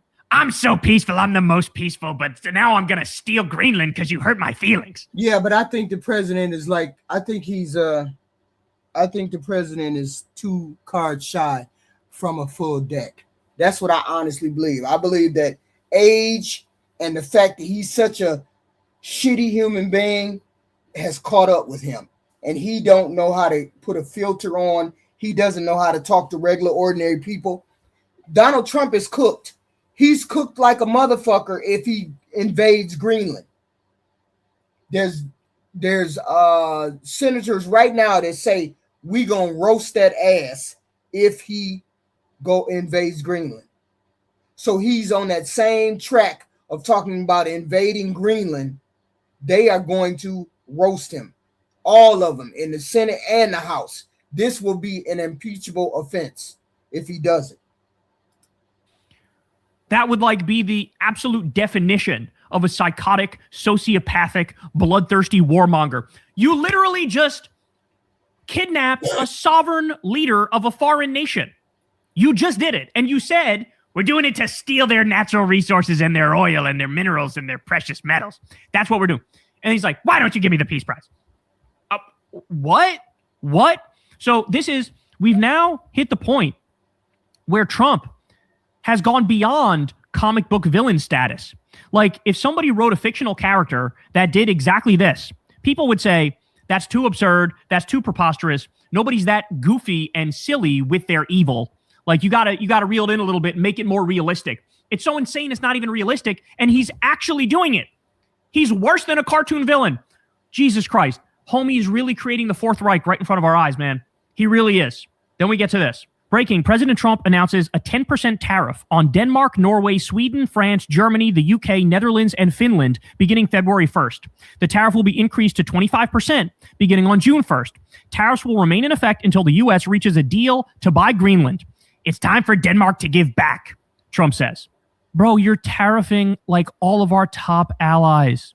He's tariffing our top allies, trying to coerce them and extort them into giving up Greenland. And it doesn't matter because Greenland already sent troops over to the island. Low key sent troops over there. And their mission, or their, what the hell is it called? Their directive is shoot first and ask questions later. So the American troops are going to have a hard time trying to get over to Denmark or trying to get over to Greenland because those soldiers are supposed to shoot first.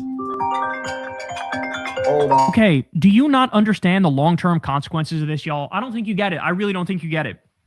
Like, it's over. Remember, I've always told you guys, Trump is acting in a way where he's like trying to force the hand of the world to get off the dollar as the world reserve currency.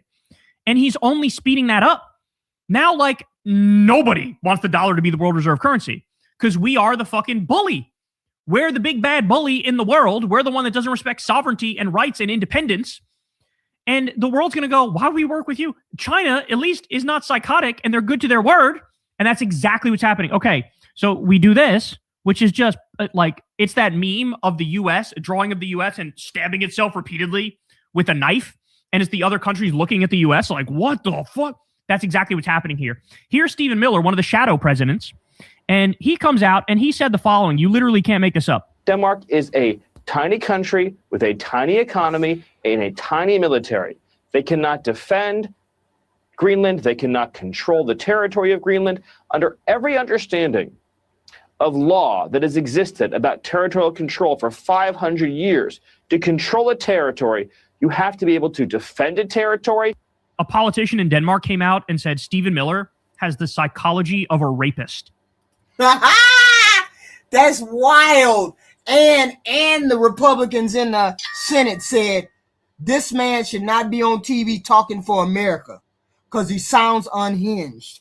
And if they decide to talk goofy, we gonna show them that we ain't playing. The House Republicans said this will be high crimes and misdemeanors if Trump decides he's going to invade Greenland in any way. If you try to take Greenland in any way, invade Greenland like you did Venezuela, do anything like that, we're going to impeach you. So we need to really figure out what the hell we gonna do. Right now, we are in a precarious situation. This president is a moron. This president is unhinged. Okay. And we're not saying it. I'm not saying it. Republicans are saying it behind doors. Behind closed doors, the Republican Senate and House are saying we about to impeach this guy if he run his ass up into Greenland. And that's exactly right. What he's describing is, well, wait a second. If you can't defend yourself, why wouldn't I have my way with you? Is that how it works? You see a female that you find attractive and you know you're stronger than her. So like, hey, I can do whatever the fuck I want to her. What's she going to do? She can't stop me. This is what he's using. This is the mindset he's using for international affairs and geopolitics. That is insanity. That's so insane. Guys, I'm beginning to think it's possible the U.S. empire within a decade is just totally crumbles. Totally crumbles. Because as soon as they get off the dollar as the world reserve currency, guys, after that, I mean, our economy just collapses. It's a house of cards. It comes down immediately. And we have a massive debt crisis. Because now, there's no trust in the dollar anymore. So, they are playing with fire and they don't know or they don't care, or they're doing this on purpose, trying to destroy the U.S. on purpose because they're Manchurian candidates. They're fundamentally acting no different than a Manchurian candidate would act. This is insane. Threatening our allies, saying, well, you can't defend yourself, so I'm just going to steal you. What the fuck? That is the mentality of a rapist. All right, more. Danish military internal report says the U.S. military officials sought via unofficial channels information about key military facilities, airfields, and ports in Greenland that would be useful for an invasion, according to a newspaper from over there. So that's evidence the U.S. is serious about stealing Greenland. They're making moves behind the scenes to make a plan to steal Greenland. More. Look at this. Jay says, hold on.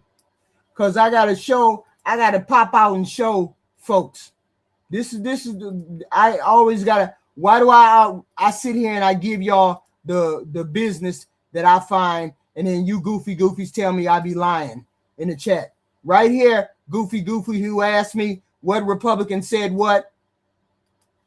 To threaten countries who oppose his strange talk. Wait a minute, this is for the goofy who was in the chat talking about what Republican said that he would be impeached. Right here. You see this is a Republican? Greenland is also absurd. And I think a lot of the stuff about invading Greenland, he says, I believe it's really being done for negotiating effect. But he says it almost every day. So I feel like people like me and others, we got to speak up and say it's wrong. You don't threaten a NATO ally. They've been a great ally. That we've had bases on there since World War II. Denmark has fought with us on our side in Iraq and Afghanistan. So I feel like it's incumbent on folks like me to speak up and say that these threats and bullying of an ally are wrong. It's reported that more than him is saying it behind the scenes. He's just saying it in front of the scenes. And did you or did you not see that delegation that went to Greenland the other day with that senator front and center saying these are our allies? We're not going to do X, Y, and Z. It's not just one Republican saying it. It's more than one Republican saying it. He's just out front saying it. Man, y'all be some goofy people, I swear. And just on the weird chance that he's serious about invading Greenland, I want to let him know it would probably be the end of his presidency. Most Republicans know this is immoral and wrong, and we're going to stand up against it. One way or the other way, whether it's even Republican control or if it's Democrat control after November, I think it would lead to impeachment. I think it's invading ally, to me, is a high crime and misdemeanor. And we have a treaty. We have the NATO agreement and it would be basically severing this whole agreement and invading an ally, a democracy. It's immoral. It's wrong. Yeah. To threaten countries who. So we don't we not gonna say it again because we don't need to say it again. He's not the only person that's talking. So do your research. Don't ask me to do the research for you. I just did that one spot. So he's not the only person saying. Now that the U.S. is emulating all things Kremlin, here comes the America must save the ethnic Greenlanders from Danish oppression campaign. That's literally exactly right. This is exactly what Vladimir Putin said when he illegally and offensively invaded Ukraine. He said, well, there's ethnic Russians in the east, and so we're protecting them. So we're really conquering Ukraine and stealing Ukraine for the good of Ukrainians. And now you have the New York Post. Greenlanders speak out against Danish rule. Quote, they stole our future. So now they're bothering to try to do we want to come save them and give them freedom and democracy. Like, oh my God, are you fucking kidding me? Whoever ran this headline should be launched into the fucking sun and tarred and feathered. I mean, this is insulting all of our intelligence. It's like with Venezuela, where Trump couldn't stay quiet about the real reason, and he's like, I'm stealing the oil. Whereas in the past, they would have said, oh, it's freedom and democracy, and we're trying to liberate them. Now, I'm stealing the oil. I mean, democracy or something. I mean, he's a dictator or whatever.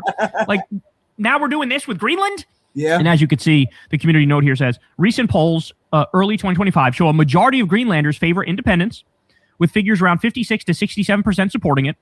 But crucially, a significant portion, around 45%, oppose it if it means a decrease in living standards. Well, a majority rejects joining the U.S. 85% rejects joining the U.S. So they want to be free and independent. Short of that, they'd rather stay with Denmark. And then the last thing on their mind would be joining the U.S. Why? Because at least with Denmark, they get like free healthcare, free college, high standard of living. With the U.S., they get fucking dick. They get nothing. I mean, what are you importing? Fucking McDonald's and diabetes? Like, why would you want to join us? And they don't. They don't want to join us. Of course, they don't want to fucking join us. New President Donald Trump is privately ramping up his focus on another target in the Western Hemisphere, increasingly complaining to aides in recent weeks about Canada's vulnerability to U.S. adversaries. And so now he moving his ass on to Canada. This is the problem that we have. The president, we need to do something. So we need to do something about the president. It is what it is. Badly because other people got. Wait a minute. Let me finish this out. White people were treated badly because other people got rights? What the hell is that? More details as we get it into the Don Lemon Show newsroom. When Donald Trump says the civil rights movement hurt white people, he tells us more than he probably intends. Hello, friends. I'm Scott Lloyd, scholar of race, religion, culture, and communication, and author of the book, The God I Was Given, Looking for Faith After Losing My Religion. I want to tell you the truth plainly. That sentence uttered by the president only makes sense if equality feels like loss. It only makes sense if justice feels like theft. It only makes sense if power has been mistaken for normal for so long that sharing it feels like an attack. Let's be honest. The civil rights movement did not hurt white people. It hurt white supremacy. And those are not the same thing. The movement didn't take homes, it didn't take jobs, it didn't take dignity. It challenged a lie. The lie that whiteness was the default setting of America.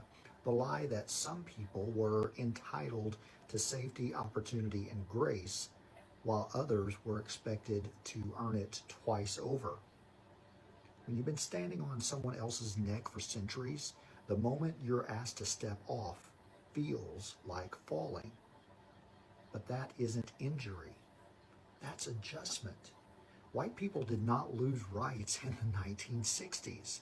Black Americans finally gained some that had been denied since the founding of this country.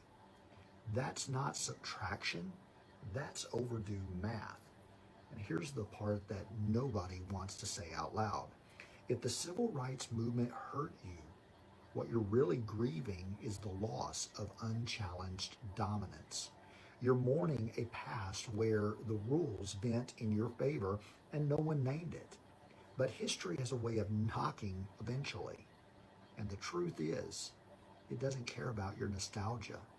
The movement gave us voting rights, desegregation, basic legal protections, and a moral vocabulary to name injustice for Black Americans. It gave the nation as a whole a chance to grow up. Some people embraced that growth. Others, like the president, continue to cling to the crib. And now, decades later, we're watching a familiar move. Reframe justice as oppression, rebrand accountability as persecution, call equality anti-white so no one has to talk about racism itself. That trick is old, dusty as a Confederate monument, and just as fragile. Here's the truth, straight up. A society that expands freedom does not shrink its people, it matures them. The Civil Rights Movement didn't wound America, it exposed America's wound and determined that it needed to be treated. And the question isn't whether the movement hurt white people. The real question is whether we are mature enough now to live without the lie. The lie that says that we were entitled to live above our neighbors in the first place. Because justice doesn't harm us, it tells us who we really are. And that, more than anything, is what some folks still can't stand to hear. Statues like that all belong in museums. They're historical monuments, put them in museums, that's where they belong. As for Winston Churchill, yes, obviously we know his history, but it is a matter of objective fact that he was a white supremacist. He said that nothing wrong was done to the natives in Australia and in America because a wiser race, a higher grade race, a more worldly wise race came in and take their place. That is textbook, the definition of white supremacy. So That's the textbook definition of white supremacy. And that's what the Civil Rights Act harmed. It harms white supremacy, not white people, white supremacy. It challenged the idea. The Civil Rights Act was just something that allowed people, minorities, to walk inside the door and compete on the same playing field. Before, they couldn't come into the door and compete. Civil Rights Act gave them the right to come into the door. I can't explain it no plainer than that. And people are saying, well, we need to get rid of civil rights. We're equal now. We're equal now. We're equal now. No, we're not. We're not equal now. Not when you have housing discrimination. You still have job discrimination. You still have X, Y, and Z discrimination. There's still discrimination against Mexicans. You got that right now. You got Somalis. You got all that right now. It's not done and over with. If you think if you think inequality is done, then you would be one of those people that would be saying the Civil Rights Act is over and we don't need it. If you understand that equality is not done, then you wouldn't. And that's it. But here it is. I appreciate y'all coming out. Please like, share, and subscribe. We have this kind of content every day. I appreciate y'all showing up. I appreciate my mods, Rainbow, you holding it down in the chat, even though you got some wild people this evening. I appreciate you. I appreciate you all. Please come back. I might be later on. Oh, it's 7 o'clock. I might be back a little later for some goofy stuff. Maybe 10 o'clock, 11 o'clock, some goofy stuff. I appreciate y'all coming out. I appreciate y'all coming out. Please like, share, and subscribe because I will be back. I will be back. I will be back.